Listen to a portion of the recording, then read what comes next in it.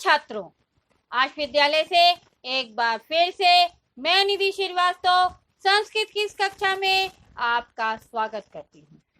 छात्रों, पूर्व की कक्षाओं में हमने संस्कृत पद्यपूषण के तृतीय पाठा सूक्ति सुधा के विषय में आपसे चर्चा की। तो छात्रों, सूक्ति सुधा के विषय में हमने आपको अच्छी तरह से बताया कि सूक्ति सुधा यानी सुंदर वचन अमृत रूपी सूक्ति सुधा कहलाते हैं। ठीक है, सुधा यानी अमृत, सूक्ति सु प्लस उक्ति, सुंदर बातों को कहना अमृत रूपी कहलाता है। तो छात्रों, पूर्व की कक्षा में आपने जाना कि सज्जन पुरुष जो हैं जहां पर रहते हैं वहां पर श्लोक जो होती है वो सुंदरता को प्राप्त होती है।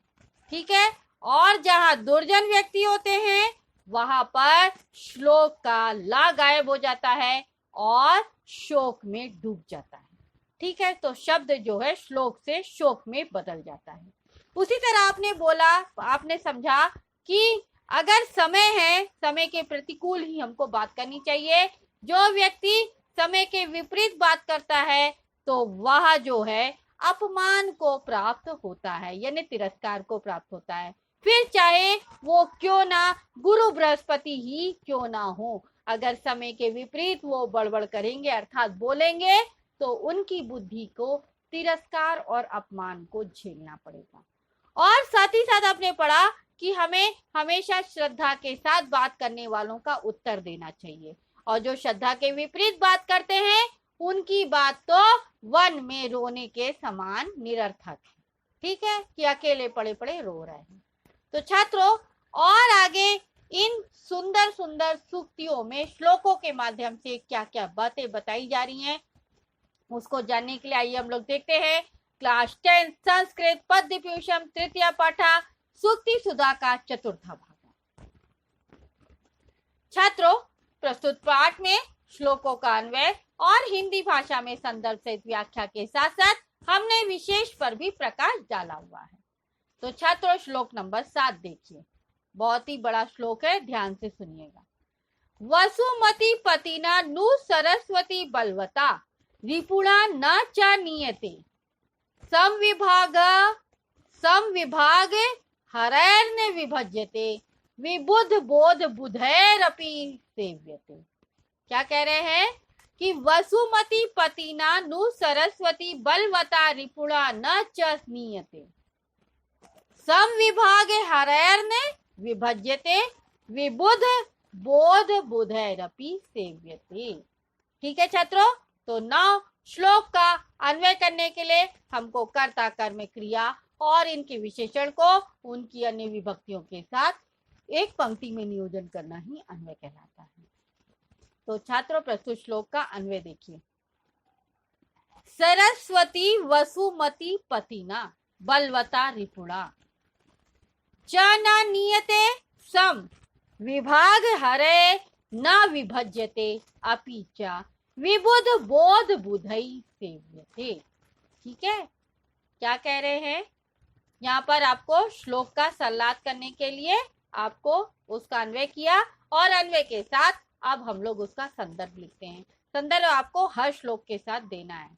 तो प्रस्तुत श्लोक जो है वो हमारी पाठ्य पुस्तक संस्कृत साहित्य के पद्यपूषण के सूक्ति सुधा नामक शीर्षक से लिया गया, और इस अवतरण में विद्या की महिमा बताई गई है और यह सिद्ध किया गया है कि सरस्वती अर्थात विद्या जो है लक्ष्मी धन से बढ़कर। ठीक है छात्रों, तो देखिए कैसे बता रहे हैं कि सरस्वती यानी सरस्वती, वसुमती पतिना, वसुमती पतिना यानी राजा द्वारा, बलवता यानी बलपूर्वक, ठीक है, रिपुणा यानी शत्रु द्वारा, रिपु यानी शत्रु और रिपुणा यानी तृतीय विभक्ति लग गया तो क्या हो गया? रिपुणा द्वारा। तो सरस्वती अर्थात विद्या की देवी सरस्वती जो है वो राजा द्वारा, बलवता यानी बलवान के द्वारा और रिपुणा यानी शत्रु के द्वारा, च न नीयते यानी नहीं ली जा सकती है, यानी विद्या जो एक ऐसा धन है वो किसी के द्वारा छीना नहीं जा सकता किसी भी प्रकार से। क्यों? क्योंकि ये अपना आपका खजाना है। ठीक है, ये छुपा हुआ गुप्त धन है विद्या। ठीक है, तो यह किसी के द्वारा छीना या बलपूर्वक लिया नहीं जा सकता है और शत्रु के द्वारा छीना भी नहीं। सम विभाग हरई, तो सम विभाग हरई, सम यानी बराबर, विभाग हरई यानी हिस्सा बांटने वाले, न विभज्यते यानी नहीं विभाजन की जाती है। समान हिस्सा कौन बांटता है? हमारे भाई बहन। जब हमारे फादर वगैरह की जमीन जायदाद होती है तो बराबर का हिस्सा बांटा जाता है।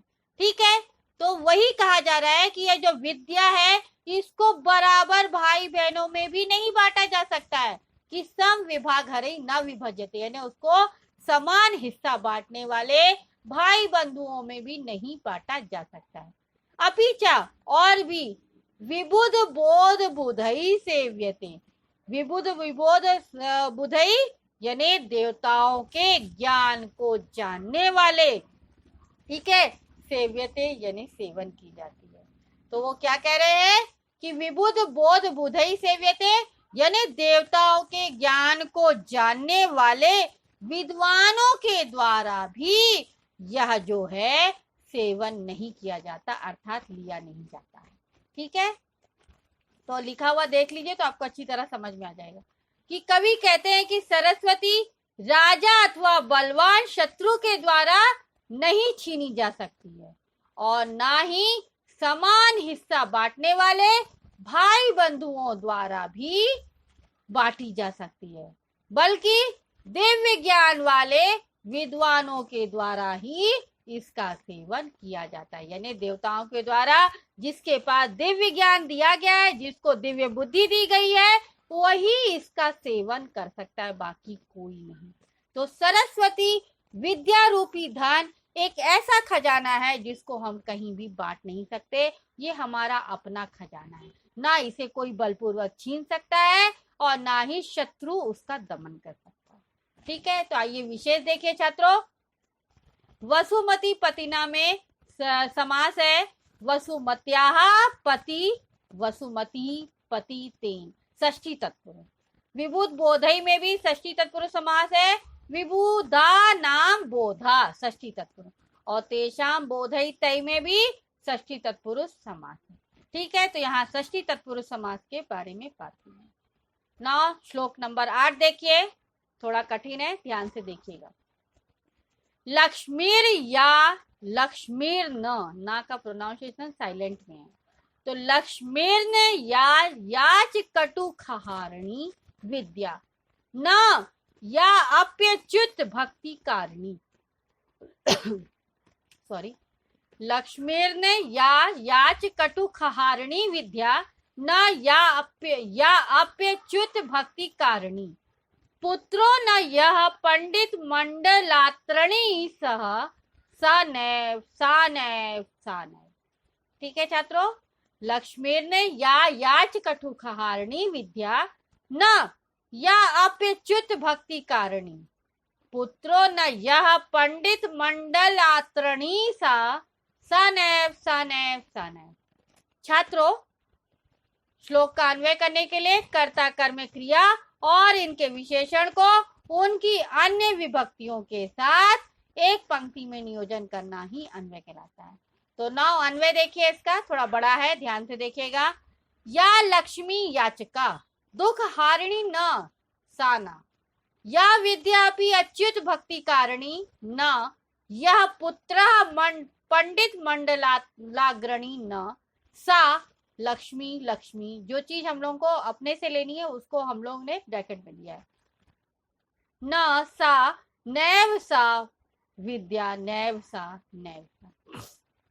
ठीक है छात्रों, तो प्रस्तुत श्लोक का संदर्भ यही है कि प्रस्तुत श्लोक हमारी पाठ्य पुस्तक संस्कृत साहित्य के पद्य पीयूषम के सूक्ति सुधा नामक शीर्षक से लिया गया है और इस सूक्ति में लक्ष्मी विद्या और पुत्र की सार्थकता पर प्रकाश डाला गया है। सार्थकता अर्थात सच्चाई, वास्तविकता पर प्रकाश डाला गया। तो कवि क्या कह रहे हैं, ध्यान से सुनिए। या लक्ष्मी याचकः, या यानी कवि कहता है कि जो लक्ष्मी यानी लक्ष्मी धन, याचकः दुखारिणी यानी याचकों के, दुखारिणी यानी दुखों को दूर करने वाली, ना यानी नहीं है। यानी जब हम पैसे को मांगते हैं तो वो पैसा हमें जब मिल जाता है, भगवान के द्वारा मिल जाता है, परंतु वो हमारे दुखों को दूर नहीं कर पाता है, तो वह लक्ष्मी, वह पैसा, वह धन निरर्थक है। तो इसलिए कह रहे कवि कि या लक्ष्मी याचकः दुखारिणी न, या विद्यापि अच्युत भक्ति कारिणी न। अर्थात जो लक्ष्मी, जो धन हमारे मांगने पर हमारे दुखों का हरण ना करे, तो वह धन धन नहीं है, अर्थात वह लक्ष्मी लक्ष्मी नहीं है। और जो विद्या अपि अच्युत भक्ति कारिणी, और जो विद्या हमारी भगवान विष्णु की भक्ति प्रदान करने वाली, भक्ति कारिणी यानी भक्ति प्रदान करने वाली नहीं है, तो ऐसी विद्या भी कोई काम की नहीं है। और यह पुत्र पंडित मंडलाग्रणी न, यानी जो पुत्र विद्वान पुरुषों की मंडली में अग्रगण यानी आगे नहीं है, विद्वानों के साथ बातचीत करने में आगे नहीं है, सा लक्ष्मी लक्ष्मी नैव सा, यानी वह लक्ष्मी लक्ष्मी नहीं है, सा विद्या विद्या नैव यानी वह विद्या विद्या नहीं है, और सह पुत्र पुत्र नैव वह पुत्र पुत्र नहीं है। अर्थात छात्रों, कवि कह रहे हैं कि जब हम पैसा मांगे तो वो हमारे दुखों, वो पैसा जब हमारे पास होए तो वो हमारे दुखों को दूर करने वाला होना चाहिए, और जब हम विद्या प्राप्त करें तो वो विद्या भगवान विष्णु के भक्ति में लीन करने वाली विद्या होनी चाहिए। और पुत्र अगर हमारे है तो वह पुत्र विद्वानों की सभा में आगे खड़े होने वाला होना चाहिए, नहीं तो वह लक्ष्मी लक्ष्मी नहीं है, वह पुत्र पुत्र नहीं है, और वह विद्या विद्या नहीं है। ठीक है छात्रों, समझ में आ गया होगा आपको अच्छी तरह से। ना यहाँ लिखा हुआ देख लीजिए।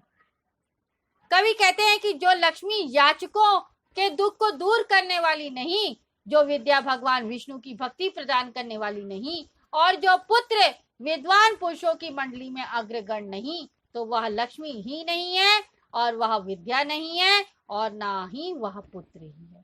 ठीक है छात्रों, तो ना यहाँ विशेष में याच कटुखारणी में समास है षष्ठी तत्पुरुष, याच का नाम दुखम षष्ठी तत्पुरुष। याचका में आपका णुल प्रत्यय है, तो याच प्लस णुल प्रत्यय। फिर यहाँ पर संधि भी हो रही है, या अप्यच्युत भक्ति कारिणी में या प्लस अपि दीर्घ संधि है, अपि प्लस अच्युत यण संधि है, और अच्युतः में नाच्युतः नय तत्पुरुष समास हो रहा है। देखिए इतना बड़ा, उसमें कितने सारे ग्रामर हैं एक वर्ड में। फिर अच्युत भक्ति में भी षष्ठी तत्पुरुष समास है, अच्युत से भक्ति, नैव में संधि है, ना प्लस है वृद्धि संधि, ये तो छोटे से आप लोग करते हैं। तो छात्रों इसी के साथ यह अंश यहाँ पर समाप्त होता है। आज के इस अंश में आपने 2 श्लोक पढ़े। पहले में ये बताया गया कि सरस्वती रूपी विद्या जो ऐसा धन है जो कि किसी के द्वारा छीना नहीं जा सकता है, ना भाई उसे बांट सकते हैं, ना बलवान ताकत से ले सकता है, ना शत्रु उस विद्या रूपी धन का दमन कर सकता है, और ना राजा बलपूर्वक अपना है करके छीन सकता है। ठीक है, केवल देव विज्ञान वाले विद्वानों को ही ये विद्या रूपी वस्तु प्राप्त है, धन प्राप्त है। और दूसरे श्लोक में आपको बताया गया कि लक्ष्मी याचकों के दुख को अगर दूर नहीं करती है, और जो क्या कहते हैं अध्ययन है, विद्या है, सरस्वती है, वह भगवान विष्णु की भक्ति में लीन नहीं करती है, और जो पुत्र विद्वानों की सभा में आगे नहीं खड़े होते, तो ना तो वह लक्ष्मी लक्ष्मी है, ना वह पुत्र पुत्र है, और ना ही वह विद्या विद्या। तो छात्रों इसी के साथ यह अंश यहाँ पर समाप्त होता है। आज के इस अंश में आपने को जो भी डाउट है, आप आश विद्यालय के उसको लाइक करके क्वेरी में जाकर अपना डाउट पूछ सकते हैं। मैं आपका जवाब जल्द से जल्द दूंगी। तब तक के लिए धन्यवाद छात्रों, नमो नमः।